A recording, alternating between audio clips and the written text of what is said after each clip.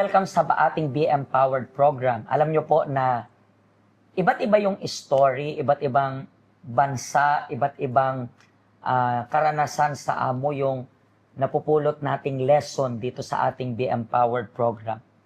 At alam nyo po na kapag first time rin kayo sa abroad and kapag hindi na naging maayos yung trato ng amo ninyo sa inyo, nakakatrauma yan. Actually, not even kahit nga first time, basta makaranas ka lang ng hindi magandang trato ng amo mo sa'yo, mabigat na sa loob. Mabigat na. Yun po yung reason kaya yung program na ito is sana matulungan kayo. Kayo na mabigat na yung loob, kayo na gusto nyo ng sumuko, gusto nyo ng sukuan yung amo ninyo. Panoorin nyo lang po yung program na ito at sana makarelate kayo sa lahat ng mga story na napapanood ninyo. Maraming episode dito, pero gusto po namin na makuha ninyo kung ano yung para sa inyo.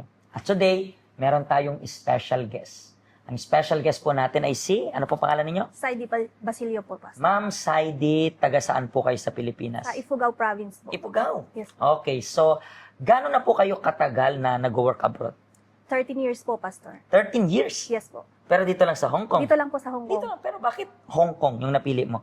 Dito lang kasi, yung kapatid ko andito, kaya dito ko na lang din na, pumunta. Nag-decide na dito na lang pumunta. So, dahil sa kapatid, pero bakit ano yun? Dahil nag-suggest rin siya sa'yo or kasi kung nandito siya at least, di ka... Nag-suggest siya. Kasi yung first option ko dati is Israel. Kaso yung pang-placement ko kulang. Kaya sabi niya, dito ka na lang sa Hong Kong para konti lang yung yung... Pero anong pinaka-reason mo po talaga kung bakit nag-decide ka mag-abroad? Kasi hindi naman biro rin mag-abroad.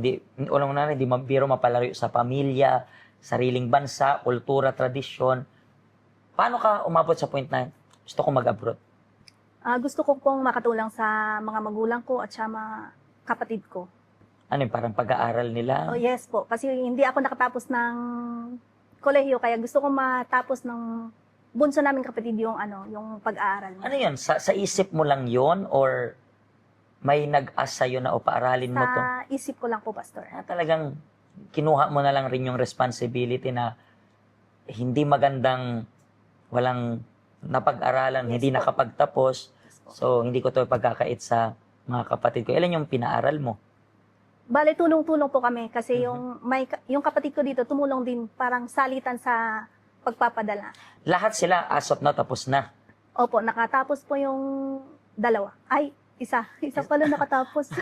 Isa pa lang. Opo, kasi Medyo... hindi natuloy yung bunsa namin, hindi siya nakatapos. So, pero even though parang nakita ko sa reason mo is really you have like itong mature na pag-iisip na okay, let me take this responsibility even though nobody demands yan para sa iyo. Di ba? Parang kinuha mo lang responsibility na yan. And then, pagpunta mo dito sa Hong Kong, pagdating mo dito, nakailang amo ka na pala dito total?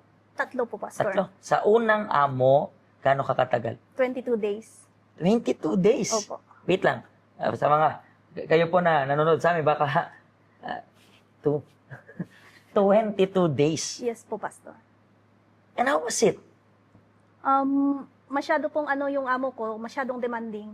Tapos, parang hindi ko kaya yung niya kasi kahit nilinis ko na yung mga dapat linisin, nagpapiano siya na konting alikobok lang sa salamin, parang kailangan ulit-ulitin. Parang hindi siya kontento sa linis mo. Yes po. Parang hahawakan niya, kakapain niya, kapag may konting dumi, hindi yan pasado. Yes po. So, ano nangyari? Terminate ka niya? Bale po, yung alaga ko kasi, kapag naiyak yun, huwag ko siyang patahanin. Hayaan ko daw siyang umiyak ng umiyak kasi bata pa daw. Kailangan ma-exercise daw yung niya. Kaya yun, nung umiyak yung alaga ko, tapos nung pag-uwi nung amo ko, sabi niya, bakit ganyan yung mata niya? Sabi ko, umiyak siya ng umiyak, kaya hindi ko siya pinatahan kasi sabi mo, huwag ko siyang patahanin. Tapos yun, nagalit na siya, nagsisigaw ng kung ano-ano, tapos sabi ko, imagine mo yun, I was thinking na, linalagay ko yung sarili ko sa'yo. And first time mo pa doon, syempre, pag first time ka, nangangapa ka pa ng amo, first time nangangapa ka pa ng kultura. Syempre, kung anong sabihin niya, susundin mo. Yun po. Minsan walang sense, di ba? Anong exercise? Siguro, nampawas sa isip, anong exercise kaya to? Pero umiyak, hindi mo talaga pinatakan. Hindi. So, nagalit siya, hindi na nangyari. Nagalit siya, tapos sinagot ko siya ng ano, tapos sigaw siya ng sigaw, doon ako nagkaroon ng parang yung natakot ba. Tapos sabi ko sa kanya, kung ayaw mo sa akin, ibalik mo ako sa agency. Tapos yun, hindi siya nagsalita, tapos pumunta ako sa banyo, nagkulong ako doon hanggang sa siya kumatong, sabi ko, hindi ako lalabas hanggang hindi mo ako dalhin sa agency. Tapos yun, dinala ako sa agency, sabi nila pumirma ako ng ano, sabi ko, Parang ikaw yung papalabasin na nag-break ng contract, opo. ganun. Hanggang sa pinalitan nila yung sinulat sa agreement na mutual agreement yung ano namin. Tapos, nung pagkatapos nun, nilabor ko siya.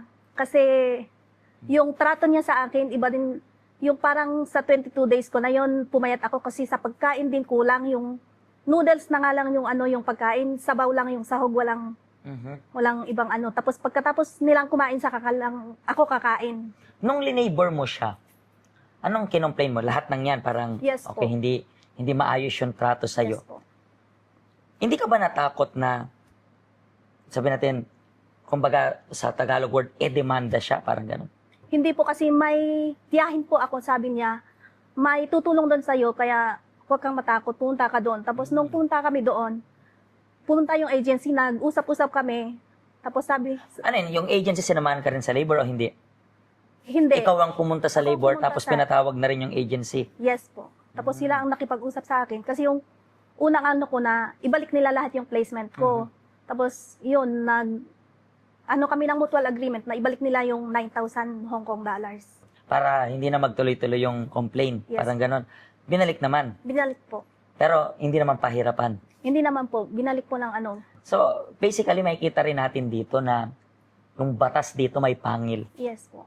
'Di ba? Parang hindi nila ibabalik yun. Like for example, I was thinking about sa minamahal nating bansa na marami tayong batas na nakakalungkot kasi parang ano kapag ganyan yung sitwasyon, lagi kang talo eh.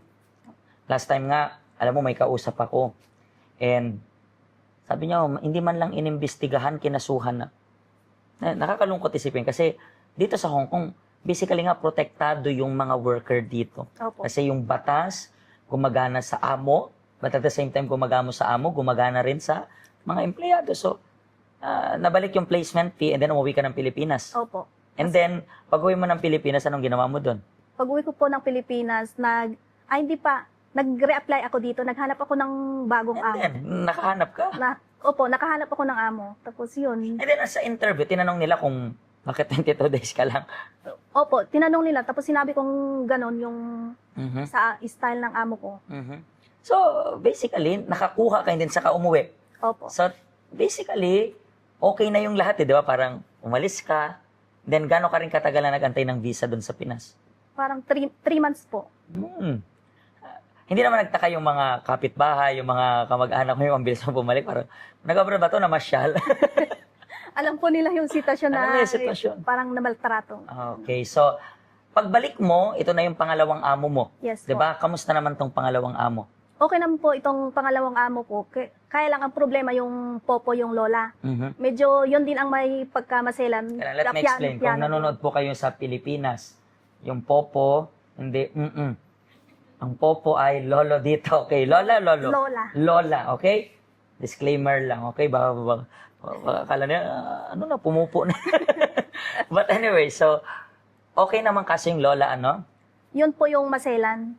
Lahat ng bagay siya ang nasusunod. Mhm. So, ilang years ka rin sa kanila? 6 years, 7 months po. So, medyo matagal rin. Opo. Kasi yung anak niya, pagka may misunderstanding kami ng lola, yung Parang nanay niya, tinatry niyang ayusin talaga. opo, Mhm. sabi niya, hindi niya inaayunan yung... Pero ano yan, bakit may botal na mga months na terminate ka o ikaw yung nag-break ng contract? Ako pong nag-break ng contract. Ikaw this time, ikaw naman yung nag-break ng Opo. contract. Anong naging reaction nila yung gusto mo nang i-break? Ayaw pa rin sana nila.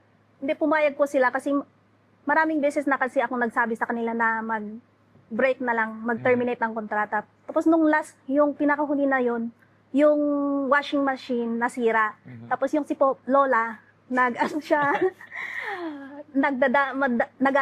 galit na galit sa akin. Tapos sabi ko sa kanya, pagdating ng anak mo, sabihin mo sa kanya na Ayaw mo na. i-terminate ako. And afterwards, itong third employer, gano'n na ikaw katagal? 6 years, 8 months po. Ito na rin ba yung until now? O Yes po. Ito yung up until now? Yes. So far, kamusta naman itong current employer mo? Noong una po, medyo hindi rin okay. Noong first 2 months, pinapunta rin ako sa agency. Sabi ko, mag-terminate ng kontrata kung hindi kami magkusundo. Kasi masyadong maano din yung amo kong babae. Hanggang sa naayos din. Tapos nagtuloy-tuloy na hanggang ngayon. And then, paano ka po nakapunta dito? Paano mo na-discover itong health center natin? Nung time po na yon, nangangailangan ako ng tulong. Tapos minessage ko yung kaibigan ko. Sabi niya, pumunta ka muna dito. Which kind of tulong yung nasa Yung isip mo? uutangan ko siya. Kailangan na tulong. Para clear lang na.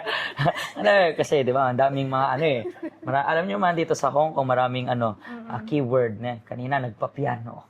Ngayon, popo. Tapos ngayon, o tulong. Mag-ingat kayo kapag may nag-message sa inyo na kailangan ng tulong. So, kailangan mo na mauutangan. Opo. And then, ano nangyari? Sabi niya, pumunta ka dito kasi October 1 din yon na sabi niya, pumunta ka muna dito, mag-meet tayo sa MTR. Sabi niya gano'n, sa umaga. Sabi ko, o sige, basta pautangin mo ako. So, nagpunta kami dito. Ay, simbahan pala, sabi kong gano'n. Tapos nung na yun, nagustuhan ko yung yung service. Tapos, mula no, nagtuloy-tuloy na ako. Pinautang ka niya? Opo. Pero okay, that time, yung bago ka, yung simula ka dito sa health center, sabi mo nga, nangungutang ka pa, ang daming pangangailangan. Pero ilang years ka na dito sa health center? 5 years po ngayon, 5 October. years. Okay. Within this 5 years na to, kamusta yung finances mo? So far, since na umaten ka, and then right now, paano na yung before and after? Parang, ngayon po, naaayos na po na yung mga utang ko, nababawasan na, naayos na po ngayon. Kasi interesting kasi dito, sa case mo, nababayaran mo na. May mga iba dito na may utang na nga, palaki pa ng palaki.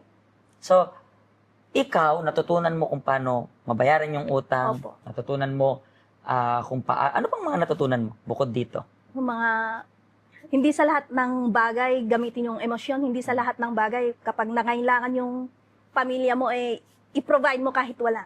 Yun. So, hinarap mo yung reality na yan kasi yan naman yung reason kung bakit nagkakautang dito.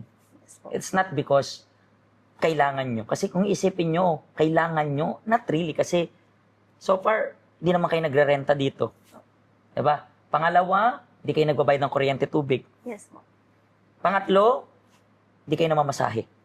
Kasi doon nga stay in. So, kung titingnan nga lang natin, kung kayo lang yung gagastos ng sinasahod ninyo, ang laki sana. Opo. Pero isa sa reason is family rin talaga. Yes. Minsan, di natin matiis.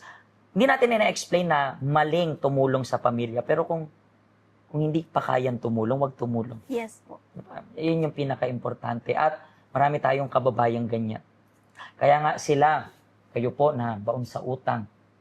And then, you admit, parang katulad niya kayo. Hindi nyo mahindian.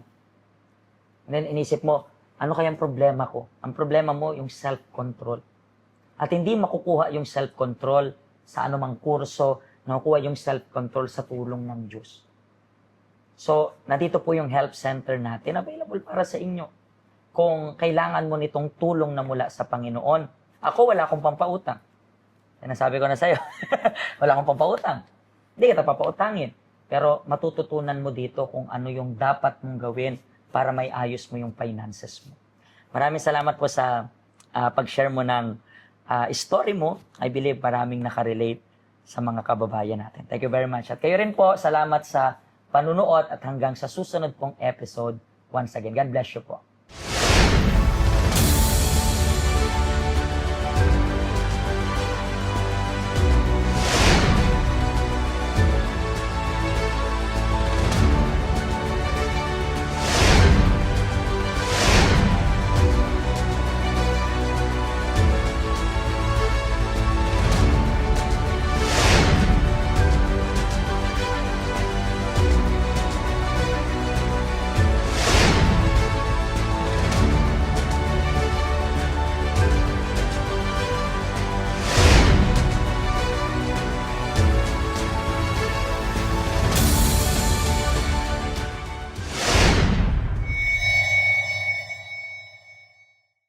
Hello, ako po si Pastor Joshua dito po sa UCKJ Health Center dito po sa Hong Kong. At yung mga napanood nyo pong testimony ay mga testimony ng mga OFW dito sa Hong Kong. Pero I believe makaka-relate rin naman kahit nasaan po kayong bansa. Basta OFW. Ang health center po natin ay walang pinipiling religion. Base na rin po sa name, Health Center. Kung kailangan nyo po ng karagdagang information, nandito lang po sa baba lahat ng information na kailangan ninyo. Kontakin nyo lang po kami at magiging masaya po kami na matulungan ka, ma-assist ka, nasaan man po kayong bansa. Pagpalain po kayo ng Diyos.